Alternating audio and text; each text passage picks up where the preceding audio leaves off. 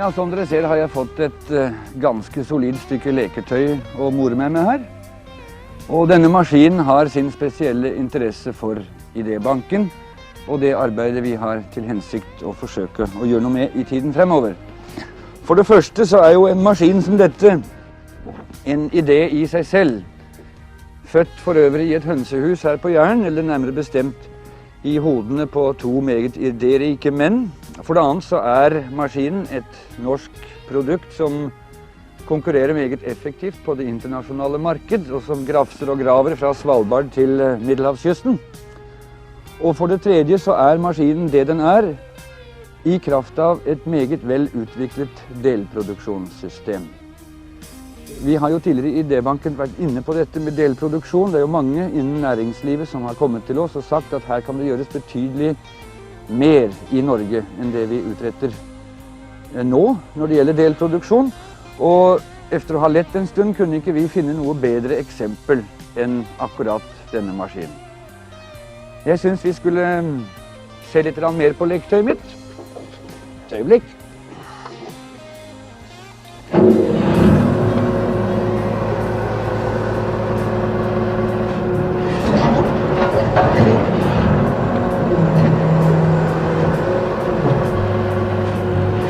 Det er ikke underlig at en gravemaskin av denne art ble skapt på det steinete Jæren, hvor folk i århundrer har måttet kombinere oppfinnsomhet med krefter i kampen mot naturen. Christian og Ingebrett Søyland, to praktiske hverdagens menn uten skinnende høyskolediplomer, men med energi og sunt jærvett, fant ut at en gravemaskin i norsk terreng ikke behøvde fremdriftsmotor og belter eller hjul som kunne spinne seg fast i bløtt underlag, men at den burde kunne bevege seg ved hjelp av selve gravearmen, løfte seg opp og formelig danse over stokk og sten og alle hindringer.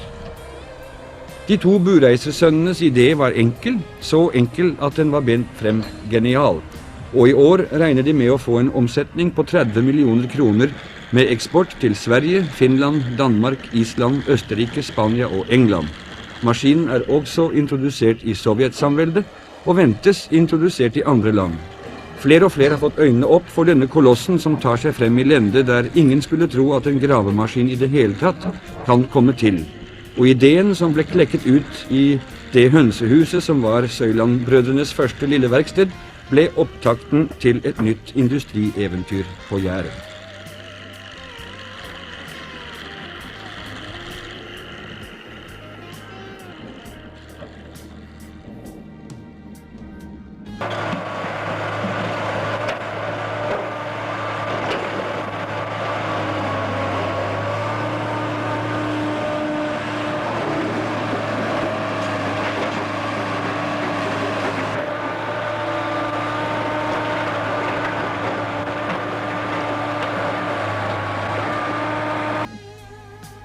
Det gikk ikke lang tid før en ny stor fabrikkhall ble bygget på Bryne, hvor det i dag er ansatt 170 mennesker, inkludert kontorpersonale, og hvor man monterer 230 brøyt ekstremaskiner per år, altså ca. halvannen maskin om dagen, og 50 stykker årlig av en vesentlig større maskin som arbeider på samme prinsipp. Brøyt X3 heter det. For å få en slik stor produksjon i gang, måtte brødrene Søyland ta seg mange turer utover Jæren og søke hjelp. De tenkte, hva er det vi har her på Jæren av mennesker og maskiner med kapasitet til å påta seg å lage deler? Små og store, kompliserte som det hydrauliske anlegget, eller enkle som en trehylle i førerhuset til å ha karter og papir. Og de fant folk og maskiner. I alt har de i dag 40 underleverandører, med drøye 100 mann i arbeidet spredt utover hele Jæren. Og hver dag kommer det inn deler til den store samle- og monteringshallen i hovedverkstedet. Her er brøyt X3, storebror til den første brøytmaskinen.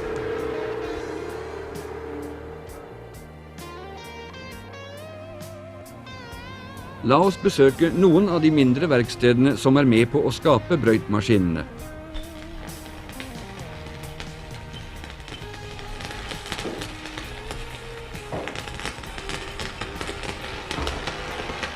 Får jeg lov å forstyrre litt, Bryne? Vær så god. Du har vært delprodusent hvor lenge nå for Søyland-brødrene? Vi starta i 1960. Ja. Gjør du noe annet her i dette verkstedet enn å lage deler for denne gravemaskinen? Nei, det har blitt mer og mer etter hvert, og nå er det faktisk bare dette. Ja. Hva skjedde i denne smia før dere begynte med det? Da var det reparasjonsarbeid av hovedsakelig landbruksmaskiner. Hvilke fordeler finner du ved det å være delleverandør? Fordelen den er at det ble ikke dagtid. Nei. Mener du det var mer dagtid før da du drev med reparasjoner? Ja, det vil automatisk vært mer dagtid når en driver med reparasjonsarbeid. Det er 2 mann her nå. Er det hele tiden, eller har du flere i 2 arbeid? mann for øyeblikket, men vanligvis så er vi 3. Ja. Mye overtidsarbeid? Ja, det ble ikke 45 timers veke Gjør ikke det? for mitt vedkommende. Hvor mange timer blir det? Jevnt over 70. Sier du det? Ja. Og det gjør du med et smil. Bare glad til. Stort sett. Ja. Det er av egen fri vilje. Ja. Du liker å jobbe? Ja. Dette arbeidet du utfører her, hvilke krav er det som blir stilt til deg? Er de strenge? Nei, strenge. Det er en del som mener de er strenge, men såpass strenge må de være. Er det skarp kontroll med det du gjør? Ja, det blir kontrollert før pengene kommer. Ja. Hvor mange deler, hvor mange komponenter lager du her? Cirka mellom 15 og 20. Jeg har hørt folk gi uttrykk for en liten smule frykt når det gjelder dette med delproduksjon, at de er redde for å komme i et altfor sterkt avhengighetsforhold til en større bedrift. Hvordan ser du på det? Nei, det er ikke noe fare med så små bedrifter som dette her. Det er en stor fordel. Du mener altså at delproduksjon virkelig kan være en løsning for et lite firma, en liten bedrift som din? Ja, altså her blir alt produktivt arbeid, og lite kontorarbeid. Nei, ja, nettopp. Ja. Du blir administrert fra hovedkontoret, altså. Ja. Slipper noe særlig med bokføring og sånt. Ja. Er det grunnlag for utvidelser av din virksomhet her? Ja, jeg tenker på, ser meg om etter tomt. Ja. Jeg skjønner at du er lærer også ved siden av, at du holder på her i... Ja, jeg driver som instruktør for voksenopplæringskurs i sveising. Er det i tillegg til de 70 timene? Nei, de er nok med der. Det er mer de 70, ja. Hvor mange deler i alt var det du laget? Mellom 15 og 20. Mellom 15 og 20, jeg ser du har bilfelger og litt av hvert her. Hva er det for en del du holder på med her nå? Dette er endestykket for bom. Og her ser vi Brynes del, endestykket for bom, montert på en ferdig gravearm i hovedbedriften. Men før den kommer så langt, sendes delen til en annen underleverandør, Ole G. Nordvarhaug, som spesialiserer seg på å lage bommer til begge maskiner. Denne forhenværende bygdesmia kom raskt i vekst etter at delproduksjonen kom i gang. Tallet på ansatte øker stadig, og man har måttet gå til nybygg og vesentlig utvidelse av virksomheten.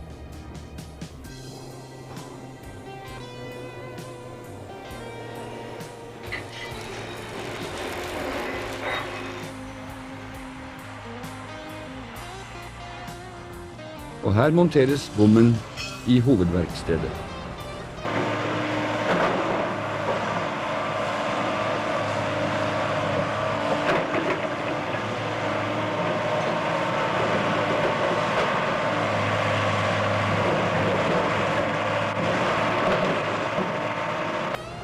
Vi drar videre til nye steder på Jæren, der andre brøytdeler blir til.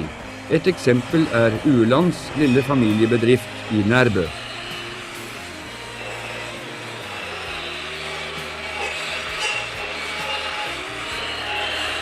En liten pause, Uland.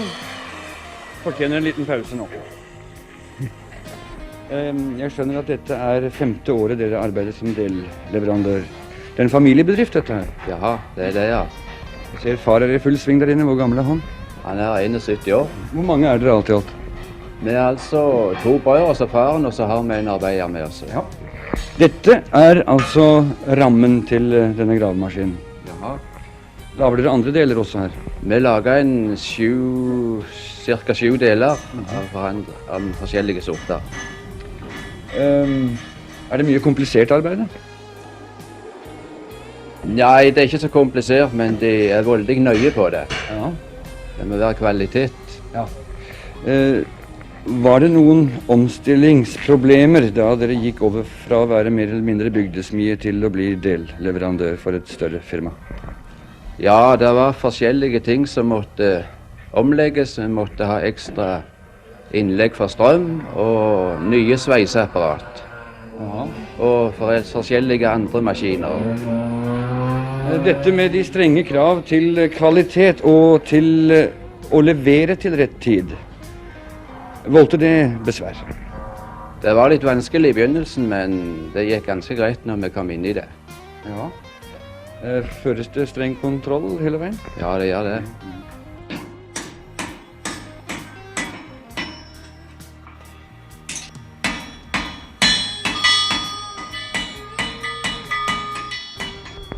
Lauritz Uland, det er jo mannen som begynte verkstedet her, er det ikke sånn? Ja, Ja. det er det. Tar jeg feil hvis jeg tror at de har skodd en del hester i deres liv? Ja, jeg har skått mange. Jeg Mange tror- 1000 hester helst. Mange tusen hester? Ja, Jeg synes det er godt gjort å være 71 år i fullt arbeid på denne måten. Ja. ja, jeg må si det. Det er frisk og god. Det er moroarbeidet. Ja. Jeg trodde hele tiden at de var med på å lage deler til denne svære gravemaskinen, men så finner jeg at de lager deres egen gravemaskin. Ja, jeg lager mine egne. Den er jo fantastisk. Det er da virkelig litt av et leketøy. En glimrende idé. De burde jo egentlig ha Idébankens idébrev. Det skal de da virkelig også få. Er de den eneste produsent av dette her på Jæren? Ja, det tror jeg. Kunne Jeg vil de- ikke ha noen andre. Vi kan jo slå dem sammen med alle smeder Ja. som ikke har noen hester og sko lenger, og så kan Ja. vi lage disse her. Ja. Hvor mange timer jobber de om dagen? Jeg, Ja, full dag? ja, det er litt forskjellig, det er det. Det kan være 5 og 6 timer i dagen. Ja. Ja. Og det er da bare med denne her? Ja, jeg er med litt på de store gravemaskinene. Og det også? Ja, boring og kapping og kanaler og sånt noe. Så Ja, jeg vel. er med der. Ja. Så de er med på hele linjen, ja? Ja, jeg er med litt hvis det passer.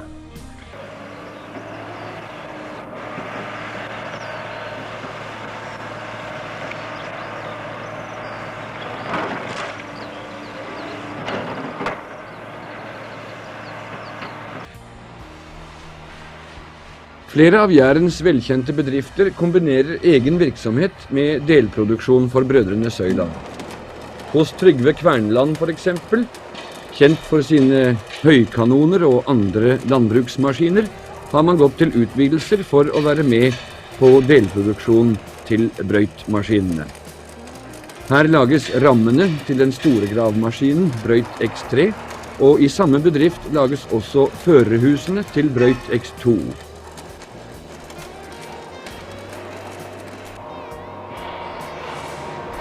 Her settes førerhuset på plass i monteringshallen hos brødrene Søyland.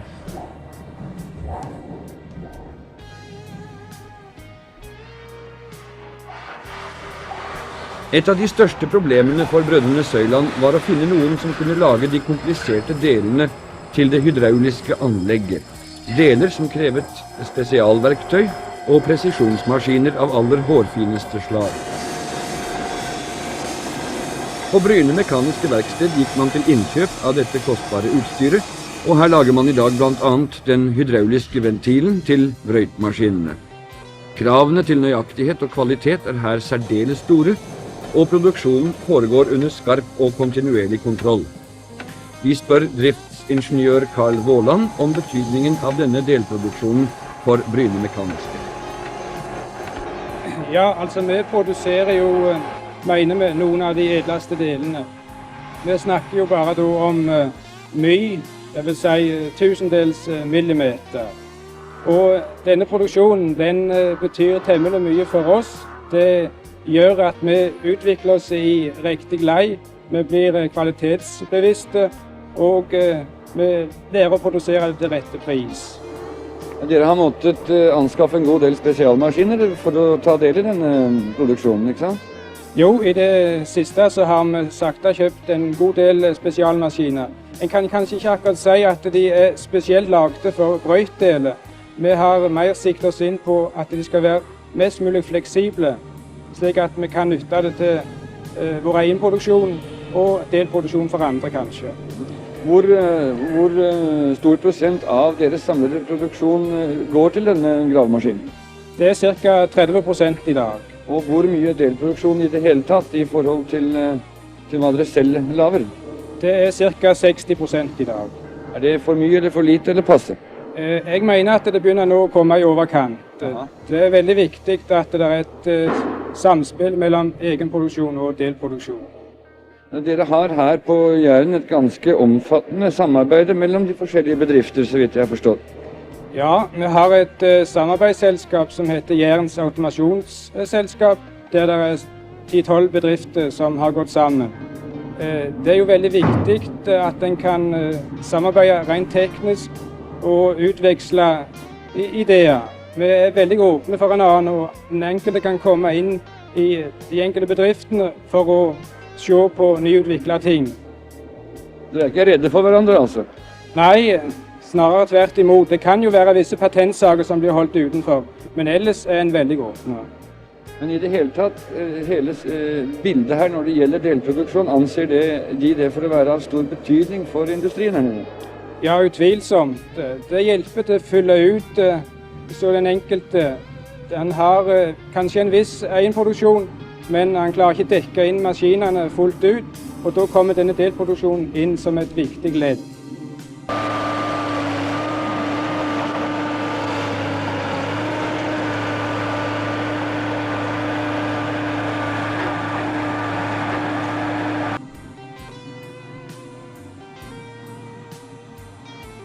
La oss møte mennene bak dette industrieventyret på Jæren, brødrene Christian og Ingebrett Søyland. Ingebrett og Christian Søyland, tør jeg spørre hvor mange doktorgrader ved Tekniske høyskole måtte til før dere kunne skape denne maskinen her? Ja, kan jeg få svare for meg? Jeg har ingen doktorgrad. Om jeg skulle forsøke å avlegge noen prøve på det i dag, det er noe annet. Det er vel Det samme er det her òg. Det er ingen liten teknisk skole. Det er alt som vi har for min del har hatt. Så det er med andre ord et eksempel på at det praktiske livs menn kan få til litt av hvert uten noe så veldig innviklet skolegang. Det som interesserer Idébanken først og fremst ved bedriften her, det er dette dere har greid å utvikle når det gjelder delproduksjon. Hvor mange delprodusenter har dere? Hvor mange mann er det med å lage denne? Vi har ca. 30-40 underleverandører. Det veksler litt, men det ligger mellom 30 og 40 stykk. Er de fleste her i nærmeste omegn? Ja, av praktiske grunner så har vi konsentrert oss om de rundt her, og det er ganske mange som ligger ned opp til, men vi har fra Kristiansand til Haugesund. Ja. Hva betyr dette med delproduksjon for dere? Det betyr uten de så hadde vi ikke klart å komme opp i den produksjonskapasitet som vi har i dag. Nei. Dere lager nå en sånn maskin om dagen, er det ikke så? Ja, det er vel 6,25 uker så vidt jeg har observert rett i dag. Ja. Og så har vi den store som vi lager en til uken nå. Så ved å utnytte det som finnes av menneskelige og maskinelle ressurser rundt omkring her, så er dere altså i stand til å konkurrere på det internasjonale markedet. Vil dere si at det er årsaken til at dere klarer det? Ja, det må jeg si, en av de store årsakene er at vi har ikke investert i dyrt maskineri. Det har vært unødvendig. Vi har mest bygd gode monteringsbygg og maskineri for montering. Slik at vi har sluppet de dyre investeringer i dyrt maskineri. Kristian Søyland, skal vi nå forsøke å vise et eksempel hvordan vi kan tenke oss at dette med industriformidlingssystemet skal virke. Du har noen deler her som dere kan tenke dere å sette ut i delproduksjon. Da får altså dere henvende dere til Idébanken og gir oss en beskrivelse av denne delen, gjerne med en tegning, ikke sant? Hva er det for noe? Det er en ring som en tetningsring skal gli på, for at en skal holde tett for skip og slippe inn i et lager. Denne delen er lagt av stål. Emnesrør er emnet som vi bruker, og den er hovedsakelig bare maskinert i en dreiebenk. Så den er forholdsvis enkelt å gjøre for de som har en dreiebenk. Hva med toleranse? Noen av toleransene er ganske nøye, men det viktigste er at det er fin overflate behandlet på oversiden her. Med andre ord, det finnes mange mennesker i Norge som kan lage den, mange maskiner som er i stand til å lage det. Ja, det mener jeg. Vel, når vi får inn til Idébanken en sånn del og beskrivelse og toleranser og hva det skal gjøres, hva som skal til av maskineri og så presenterer vi den på skjermen i programbladet eller i andre publikasjoner. Og rundt omkring på postkontorer og i banker i Norge så ligger det slike idékort som dette her. Da kan altså en potensiell delleverandør gå og hente et sånt kort og fylle det ut. Når dere blir medlemmer av Idébanken, eller innskytere som vi kaller det her, så får dere et kontonummer. Og kontonummer for Brødrene Søyland AS er kontonummer 3. Dere får en bankbok, og på den står kontonummeret skrevet. Kontonummer 3. Når vi presenterer delen, så presenterer vi den på den måten at vi ledsager det med kontonummer og innskuddnummer. Dette er den første delen, altså innskuddnummer 1. Slik at de som sitter rundt i landet og ser på, vil identifisere den på denne måten. Innskyter nummer 3, innskudd nummer 1. Det er de to numrene vi må ha. Altså 3, 1. Og det fyller de ut i rubrikken her. Innskyter nummer 3, innskudd nummer 1. Så bare krysser de av de opplysningene som vi ber om å få her på dette kortet. Det går inn til Idébanken og videre til IBM og blir der databehandlet. Og dere får en liste over delprodusenter rundt omkring som tilfredsstiller de krav som dere har bedt om. Og så kan dere gå videre på det. Og det eneste vi da ber om er å få resultatet når en kontakt blir sluttet. Altså, det var innskudd nummer 1. Har du flere innskudd? Ja, vi kan Det blir jo rene presentere storbanken. et stykke til. Det er litt tyngre. Det er først støpt i støpegods, eller i ikke vanlig støpegods, men i seigjern. Det blir deretter maskinert først i dreiebenk, noe likt det andre. Så skal det båres. Så er det en hel del med håler som skal båres. Og det skal senkes med en fres, disse hålene. Her er også toleranser som er ganske fine innvendig her for en tetningsring. Men ellers det er ikke så svært strenge krav til toleranse på dette stykket her. Så det skulle være mulig for mange til lag. Ja, det er altså innskudd nummer 2, og da må det fylles ut et spesielt kort også for den. Vi må nemlig ha kort for hver enkelt del.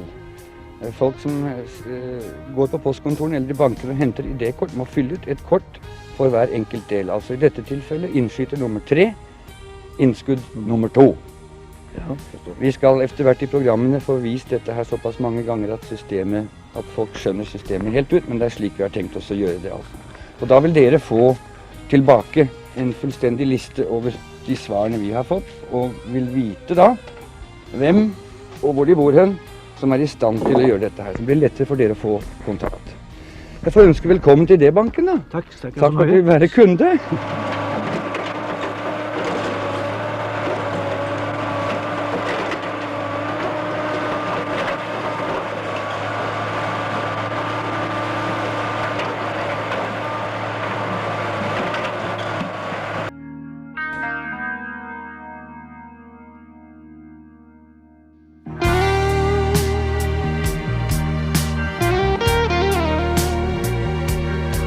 Norge.